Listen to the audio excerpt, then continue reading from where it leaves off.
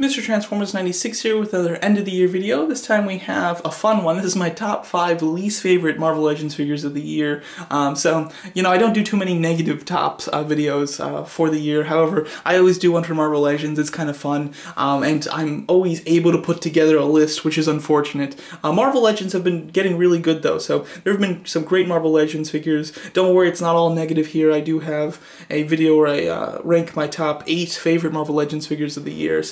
But of course, it's fun to see some of the stinkers sometimes, and we'll see if a lot of people agree with me on the characters on this list. I know sometimes a lot of people don't, but again, I just want to stipulate that this is my personal preference. I'm not necessarily saying what is the worst Marvel Legends of the year. I'm saying what's the ones that I found the worst, like personally, and I found the most disappointing, because I know that a lot of people have different preferences when it comes to Marvel Legends. But these are just my personal preferences, so if you like a figure that's on this list, don't feel bad about it. It's just totally how I feel, and I have my reasons for feeling that way, which I do demonstrate in this video. So yeah, so let's get started. This is kind of fun. I will say one thing I want to preface this with is that this is obviously only out of the figures I purchased. There were a lot of Marvel Legends figures that I didn't purchase this year, and a lot more than I usually have that I didn't purchase. That's simply because I tried to be smarter this year about buying figures. I tried not to buy the entire wave of series. Like sometimes there was a lot of times where I'd buy like there were only 3 figures in the wave that I really wanted, but I wanted to build a figure, so I just bought the entire wave, and that way I could do like a full ranking video for you guys and stuff like that. But this year I tried to be smarter, and what I would do is I'd buy those 3 figures that I wanted, and then I'd buy just the Build-A-Figure pieces for the other ones to complete the Build-A-Figure. So there were a lot of figures that I didn't buy this year, and therefore my choices as to what went on this list are more limited, as well as obviously the ones that I bought were the ones that I was most excited for, and therefore I'm probably going to like them more. So I'm sure there were a lot more Marvel Legends figures that were a lot worse than any of the figures on this list, but the thing is I was very picky. So this is specifically just of the figures that I purchased, which ones disappointed me personally. Just wanted to get that out there, just so that you're fully aware of how this list was constructed and how it was put together. So let's get started on my least favorite Marvel Legends figures of the year. And starting off this list, I'm going to have to put the new Ultron that was released in the first 10 years series for the Age of Ultron movie.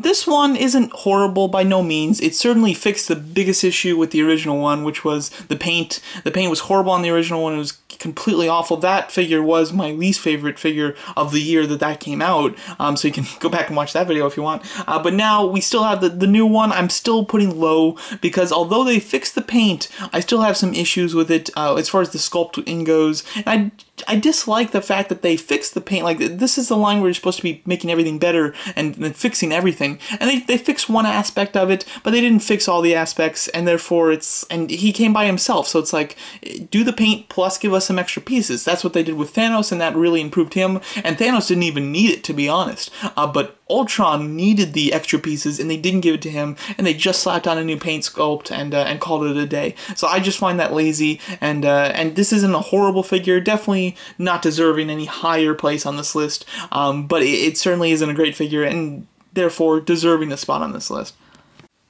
In 4th place, I'm putting the Captain America from the first wave of the Infinity War series. This figure, when it came out, I actually really liked it. I didn't have a ton of issues with it, although as time has gone on, the one issue that I originally had with it has just gotten deeper and deeper for me. It's something that I'm finding harder and harder to overlook, and when there was the most recent Captain America, which came in the 2-pack with Crossbones in the first 10 years series, that got it so perfect, that really just made me go, well, this is unacceptable then. So that's one reason that this figure does make it on my least favorite or worst Marvel Legends of the year for me personally.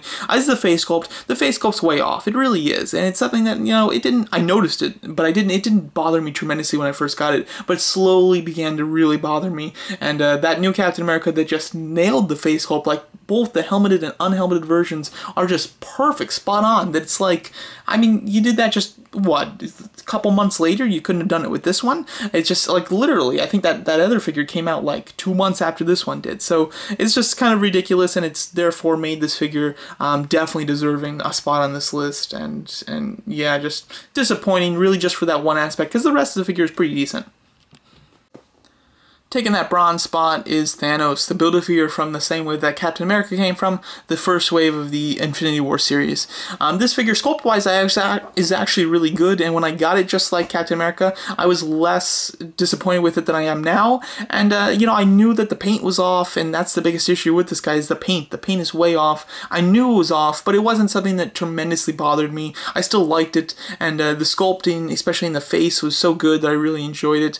But once we got the new Thanos, just like Captain America, again, once we got the new Thanos just a couple months later that fixed the paint and gave us new head sculpts, I really just realized like how much better I like that other one. And it's for simple paint, you know, like with the Captain America one, the sculpting is harder to get right than the paint. And the paint is something that's really easy to get right, and they really botched it on this one. They gave him this gloss too, so he's very shiny. It's disappointing, and it's again, unacceptable, especially since they got it so perfect just, you know, a couple months later, and I shouldn't have to buy two versions of this figure to get the one that's right, you know. So overall, it definitely deserves a spot on this list.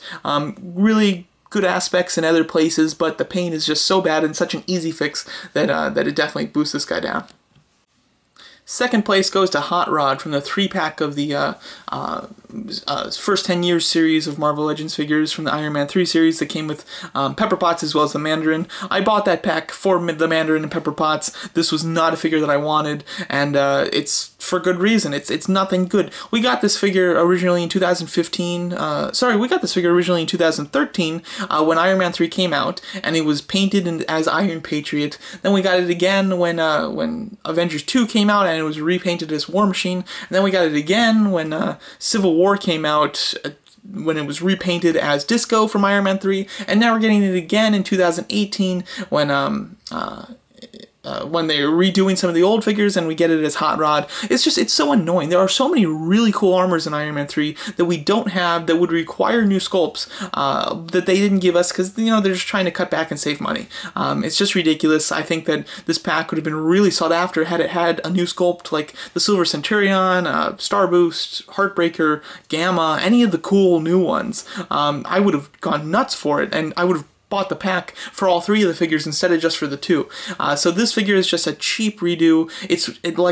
My two least favorite Iron Legion armors are the two War Machine ones, because Disco is just disgusting, and Hot Rod here is so similar to War Machine, just with some red paint on it, and it's painted very nicely, but it's just such a cheap, easy cash grab that, you know, Hasbro knows that they can throw in another figure and therefore charge $70 instead of the $50, and you know, get people to buy it because they're not buying it for him, they're buying it for the other two cool figures. That it's annoying, and I absolutely hate it, and definitely deserving a low spot on this list, or high spot on this list actually, because the higher it goes on this list, the worse the figure gets. But you guys are probably gonna hate me for number 1, so let's get to that.